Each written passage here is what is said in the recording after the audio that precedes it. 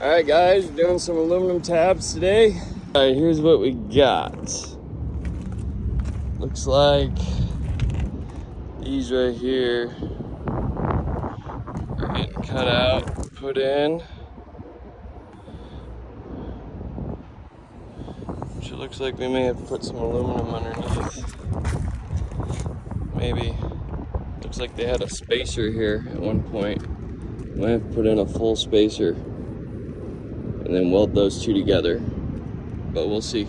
The existing ones were, and I just want to make sure we can get this lined up exactly where the old ones were, and then we're going to keep it right off the end right here, so it's in line right there. We can move them down all the way to the end, but I would recommend putting them somewhere right about there. And then what I'm going to do too, which they didn't do, we're gonna grind some of this off right here so that way this actually sits tight, and that'll help with some of the strength as well.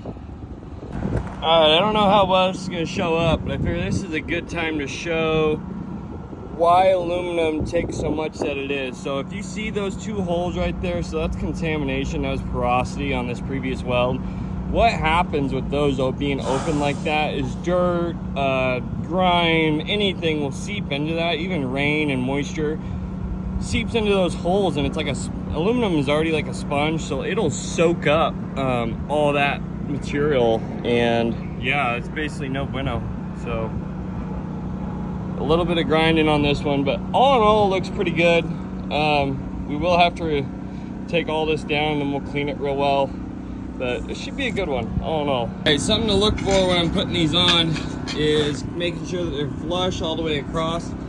As you can see, there's a little bit of a gap from this front plate here, the spacer, to the back. And what that's doing is creating a gap on our piece. And with aluminum, you kind of want everything to be tight. That's where you're gonna get most of your strength and less cracks from. So what we're gonna do is we're gonna take some of this down on this piece, and we're gonna sand this down to where it's a nice transition. Okay, fit this side and get it cleaned up. One thing I noticed that this is raised up in here, so looks like I might try and push it back down, but I think there's some tension kind of pushing it up right now. So we may cut this tack, push her back down, and then we'll put some weld in here and grind her flush.